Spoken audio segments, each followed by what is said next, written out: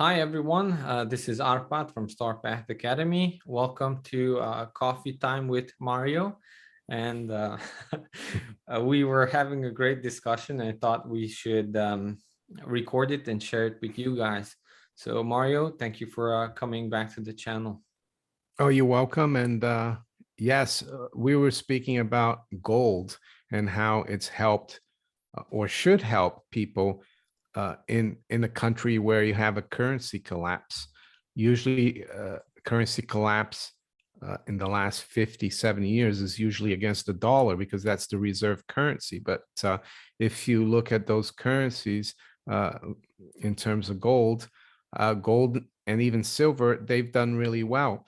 And the advantage of having, even if you're not a gold or silver stacker in, let's say, in Turkey or Venezuela or Lebanon, uh, if you have some jewelry that maybe your grandparents left you, or even you have some rings, not your wedding ring, of course, because you want to keep that as much as possible. But if you have other jewelry, you can always liquidate that and it can save you.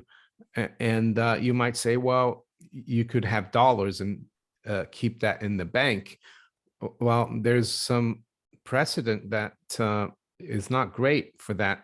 For example, I remember in Argentina in the 90s, I think the dollar was pegged 1-to-1 to the Argentinian currency. And when that collapsed, the banks in Argentina, and I remember it was Citibank, they wouldn't allow the depositors to take their dollars out. But if you've got some gold and silver at home or wherever outside the system, you'll be saved. So, yeah.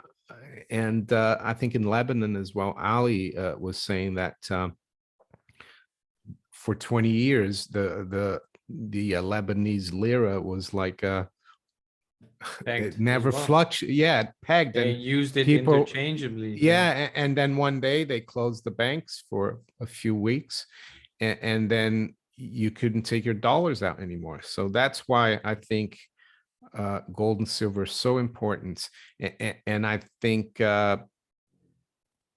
especially for the people in the U.S. because the dollar is the reserve currency, and the only money or currency that the dollar can collapse against is gold, not the other ones, because all the Right. other currencies are a derivative of the dollar from the Bretton Woods period.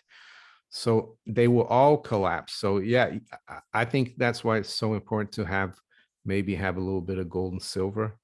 Yeah. Very well said. I completely agree. And it's interesting you brought up jewelry because a lot of people in emerging market countries, um, they do have this knowledge passed down from generations, from grandfathers. Hopefully, if they didn't go through communism, it wasn't banned or anything like that. They do have a lot of jewelry. Middle Eastern or Eastern countries in the family, that family jewelry, it was the biggest thing how they had gold. And sometimes, of course, with jewelry you could have 14 karat, 18 karat, 22 carats, and there are different in percentage how much pure gold you have in it. However, in some cases, I do want to mention that in some cases in Romania during hyperinflation, it was actually safer to sell jewelry than coins or bars of gold, because you would have this plausible deniability of, well, this is my grandmother's jewelry and the only thing I have, this is the last thing I have. And you could go in and sell it like that. So you would hopefully not be followed back home, that you have more. So just for that case, Yeah. sometimes jewelry would be easier to, Oh, in a black market situation, it would be easier or safer to sell, because you could say you could bring in two rings that maybe you have 25 pair of, who knows, but it would be easy to go in, you take it off from your fingers and you sell it, and try to bargain it out. But you could do that 25 yeah. times in 25 different places, Yeah. and that would give you a good Yeah. um In India as well, they're probably the biggest yes, yeah. consumer, if you want to call it, and they do a lot through jewelry, and they do Mhm. 22 carats. The Indians, even here in England or in the UK, There's a lot of Indians or Asians, and Yes, you even have their special jewelry stores and they sell gold jewelry almost only a few percentage above spot. that's So nice. Yeah. they look at it as almost money. But Yes. if you go to a normal jewelry store and you buy Yeah. a 14 karat ring, they charge you like No, three times the gold value. it will be design, it will be the workmanship. But I know Mm, my wife is a jeweler, so yeah. you have to know what you're doing and what you're buying. You want something that is close to spot, right? Or at least the percentage, how much pure gold it is in the jewelry. It needs to be close to spot. If not, you could be getting a bad deal, of course. But interestingly enough, in Romania again, um, we had something called Turkish gold, which was, I believe, 10 carats, or it was a very low carat. But that's what people could afford. So when they would buy on the black market in communism or something like that, they would buy, for their spouses. They could at least somewhat afford that in one way or another if they would from a richer family. So after hyperinflation hit, there was a lot of this Turkish gold, low carat gold that was hitting the market. But in Romania, sometimes these very talented gypsies on the street would set out their shop right on the street, hopefully with some other family members to protect them, and they would melt down your gold right there, evaluate, make a ring for you, or you could actually trade gold right on the street. You sometimes you don't even have a building where they were collapsing Mm. anyway. So it was quite interesting. Now, bringing it back to Turkey, um, we were talking about the Turkish people right now with the currency collapse going on, that they have started purchasing gold and silver a lot.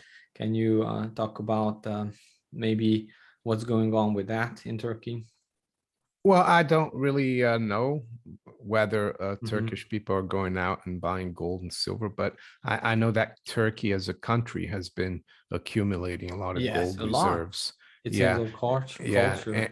and I think yeah, I think people are still using the Turkish lira. Yeah, it went from, I don't know, 9 or 6 to $13.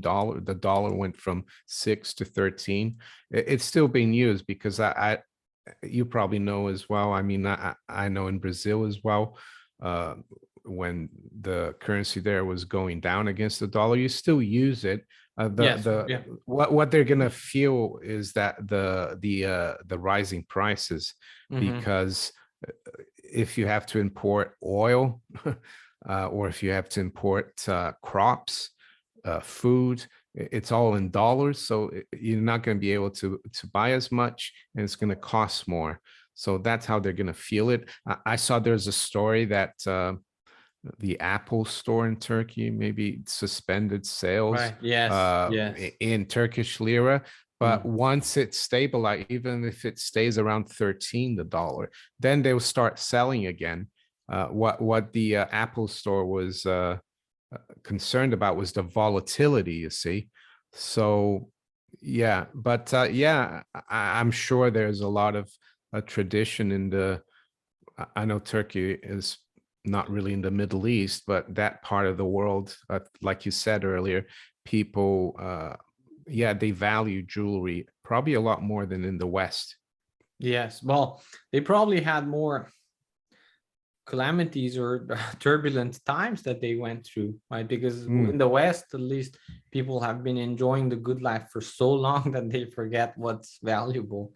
Um, and so I did want to pull up a chart. Most likely I won't find it, but I was looking at a chart of gold prices in Turkish liras, and it was tracking exactly how Turkish lira was falling against the dollar, right?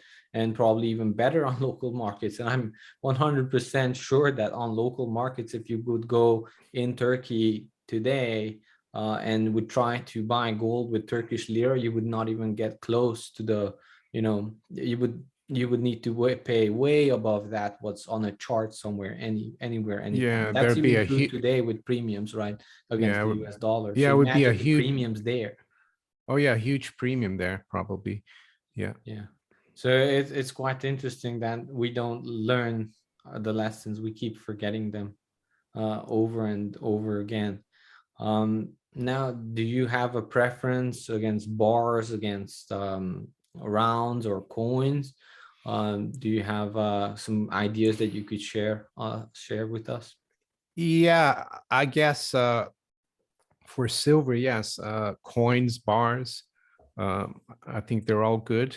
For gold, it depends. If you're worth $100 million, yeah, you might want to think about buying some kilo bars. Yeah. But if you only have 20,000 or $10,000, I would buy coins, Right. and not necessarily 1 ounce coins, maybe quarter ounce. They're nice. In the UK, the best coin, I think, is the sovereign, which is about a quarter of an ounce, and it's also legal tender, so there's no Right. capital gains. But and also for jewelry, it doesn't matter what carat you buy. All the carat means is that, let's say, if it's 9 carat, there's a lot of 9 carat gold in the UK. That means that you've got 37.5% gold, and the other percentage, the rest of the jewelry, is some other alloy. It's just to make it sturdier. So you could buy, it doesn't matter if you buy 9 carat or 18 carat, which is 3/4 gold, as long as you buy the weight. So just wanted to say that as well. 9 carat gold is just as good as 18 or 22. It just depends on how much you buy. You have to buy, let's say, 2 times more 9 carat jewelry than you have 18 carat jewelry. But I would say 18 carat looks nicer visually than 9 carat. Yes, it does. So completely agree on that. It's just the percentage of pure gold in it, right? Yeah. But as long as you buy it at the right price, Yeah. And it's never, if someone tries to sell you 24 carat jewelry, don't do it. I it's think in fake. China, no, it's not fake. It's just, it's very soft, and you're going to lose a lot of the gold. That's why I would But say it's fake, because nobody does jewelry oh, they because do in China. they I do. heard that the Yeah, very wealthy Chinese, it's a sign that they're really wealthy. They'll buy the 24 carat, it will get and thinner and thinner yeah, all the and they don't time. care. But that's really stupid, I would say. I guess the Indians go up to 22 is okay. That's, I think, what the Indians like, Yes, 22 22 is carat. pretty good. Depending on the color, what you like. Yeah, Looks like this. Looks yeah, like from coffee to jewelry. yeah. That was an interesting take. Yeah. Um, well, and I saw Billy get excited as soon as you mentioned gold sovereigns. Yeah. So, Well, he's turned around now. He's yeah, it looks facing like the other he's way. not really interested in jewelry, but definitely gold Yeah, sovereigns. Yeah. yeah. He likes silver. He's a silver bug. Okay, he's a silver. Okay, silver All right. enthusiast. Well, yes. The coins, I definitely agree on. Depending on how much you have and what your plan is, having smaller denominations is a really good idea, because there are some rules, right? At least in the US. I'm not sure in the UK what's the issue, was the scenario. However, it's very different if you're trading in gold or silver that is above 10,000 US dollars. There are extra paperwork that could be done now, and that's what I heard. I have to look it up again. What's the situation now? But you, in most cases, you want to, even if it hyperinflation would happen, you would want to slowly sell it into a market and not make huge jumps, because you don't know if hyperinflation will take another 2 years, another 4 years, and if you sell it too early, then you might not get the best deal. And what is your take on collectibles, collectible coins? I've heard a lot. I don't know too much about collectibles. Um, my wife inherited, still in Romania, some um, coins that turned out to be somewhat valuable from the Austro-Hungarian empire that were interesting. I think it was silver coins, but I've heard people use collectibles as sort of an extension to their portfolio. Are you well versed in coins? Numismatics, yeah, Numismatics, yeah. collectibles. I do have some numismatic coins, and I do like old coins, some rare coins, but you need to be careful because a lot of the dealers, when you buy it, they'll charge you a huge premium, and then when you go to sell, you know, you Right. get, yeah, you get kind of whipped around. But I think there was a story back in the late 70s, early 80s, when silver went from like $7 to 50. uh People were even selling their numismatic coins, collectibles, which was a shame because Right. the price was so high, it was even worth more than the collectible. So there's that Interesting. too. Wow. Yeah, I like collecting them, not because just because I like the coins and the history. I think Mm, that's how you have to look at it. And there's loads of books people can look at. I think in the US, for the mm. US coins, it's the red book. If you just Google uh, the red book for collectible coins, there's also professional coin pcgs.com, professional coin grading system.com. There's loads of information about collectible coins and which ones are the rarest as well. And yeah, I would do it more as a hobby and not as speculation. Yeah, that's the no, that's not the one. That one. Let's have a look. I've got one here. It's a guidebook of United States coin. If you type a guidebook of United States coin, it's a red book. It's got a cover. I'll get it on my shelf here. Well, looks like I'll be shopping It's for this. books. It's this one here. You see? I see. That's looks like a nicer edition. Ooh, Anyway. All right. sorry. Yeah, this is the 2006 one. I've got the 2020 as well. Hmm. But this, yeah, I guess that's the Most one. likely, this is the one. Yeah, you can. It's by R.S. Yeoman, United States coins. Oh, we'll So look it up. yeah, yeah. So if people are interested, and there are also some YouTube channels that look into coin collecting. There's Treasure Town. It's a really young American guy. He's really good. If you want to look at that It's on like, YouTube. wow, this is from Yeah, that's the. 1951. This is Oh yeah, they do it 438 every. though. Yeah, they do it every year though. You can buy the Okay. probably the So the book 2021. itself became a collectible. Oh yeah, that one there from 1958. Yeah. Well, people have to study and learn Yeah. about coins before they get in because Yeah. it's an interesting market to say the least. Yeah. And And it will not track the bullion price. Some it's its people, own animal, really. yeah, it could, and I guess in the States, the other thing is a lot of people are scared that the government will confiscate gold again. So the executive order that confiscated gold in 1933, it was written up by the Treasury Secretary. I think Yeah, his name was Wooden, and he was a coin collector, so he exempted collectors' coins from the confiscation. right. So a lot of people buy the numismatic coins because Because of that. they will be exempt. But What I about personally, jewelry? What do you know if jewelry was also no, it was exempt? just monetary gold that was Oh, okay. So it confiscated. was exempt. Jewelry would, Mhm. yeah, Yes, you can take a lot of things, but you better not take the jewelry of the wives. That would cause yeah, the whole yeah, war. yeah. Yeah, interesting. Even though I think So there back in needs to the be some diversification of what you own and yeah, yeah. I think during the Asian currency crisis, I think it was 1997, uh, in South Korea, housewives were asked to donate their gold jewelry to the central bank, and they did. They did. I mean, that's crazy. I would never. I don't think my wife would ever do that. She's, it's like giving your jewelry to the institution that robbed you of your all your savings. Yeah, may I rob you some more? That's what. Yeah.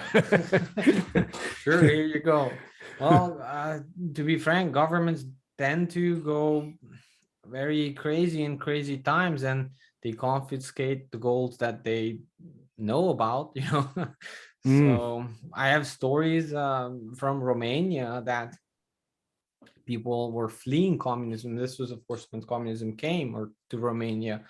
Uh, if they couldn't flee with their gold, sometimes they buried it, and that's where it stayed for a long time. And So when they they fled to could come Western back, Europe, yeah, and and they when they came could back. come Yes, back I and have they knew where stories it about. was, yeah. I know the families that did this, and they are very wealthy now in my hometown. And a lot of people are sort of angry with them, but I mean, How can you be angry with someone yeah, that did the right thing? yeah. I mean, maybe you should learn from them. I think they're just jealous. Yes, that's what I think as well, which is probably the worst part. But yeah, so they did um bury the gold because as the communism started, it was very hard to get out of the country. They would not, you know, some of course left through the fields to Hungary and then to Austria and so on, jumping borders. But that, you know, if you have small children or family like that, I don't think that's an option. And they couldn't take the gold with them, so they did bury it. And then later on, I think it was the fourth generation, the fourth. So the grandfather fled, and then the grandson came back with his son, and now they started businesses and bought up a lot of property and everything with the gold that was still there, And you they know. probably had a treasure map, I guess. I don't know how they passed it down, but Well, they passed the it down because grandfather the money said was it's there. over. If you go back to Romania, you go there and you find it, I guess. Most likely, yeah. And they had to be smart about it as well, because you can't just place it in your house or anywhere because it could be demolished. I mean, communism rebuilt cities. They demolished beautiful architecture, became these new brutalist structures came up. So I don't know what they did, how they did. I wish they would tell me, but they were smart about it. So it gold outlasts governments. You know, people were born and some people died in communism, and they never saw anything else but communism. But that doesn't mean that the world ended, you know. So eventually it came, democracy or whatever came afterwards, came back. So Mm. it's interesting to see. Yeah, it is a. I don't think if you could do any, would there ever be any other assets that you could do with that other than like physical real assets? And what else could there be that would have this concentration of wealth, right? You could do it Yeah. with iron, I, copper, or yeah. something, but Yeah. I don't think there anything is. And even the collectible coins, they can become even more valuable. Right. Like there is a 1933 double eagle. It's a $20 Mm. gold piece. They're very rare, and they go for millions, 1 ounce Wow. coin. So you could put that in your pocket and go through with all your other change, and they might not even notice that it's a gold coin, you know, the when you go through security. So I guess diamonds is another thing, but diamonds Yes. are more tricky. You have to know what you're Yeah, doing with yeah, diamonds. There's clarity, color. Yeah, there's a lot of properties that you have to yeah. look at. So if unless you really know what you're doing, there could Mm. be inclusions in it, tiny fractures in it, which the price would vary a lot just because of that. So very interesting. I mean, all valuations are just inside of the human head, and you can always be smarter than any government or any large entity, which is a collection of people that try to enact policy, right? But yeah. Well, that was a really interesting talk. So thank you. Do you Oh, have you're welcome. anything you want to share with the audience? Well, not really. I mean, just yes, do what makes sense. You know, try to do what other people are not doing. Be like a contrarian, like I always say. Spoken So like a true yeah, contrarian. yeah, yeah. I had a really nice time, Mario. Thank you Me very much too. for coming onto the You're channel. welcome. Make sure to follow Mario on YouTube and like and share the video. Bye, everyone.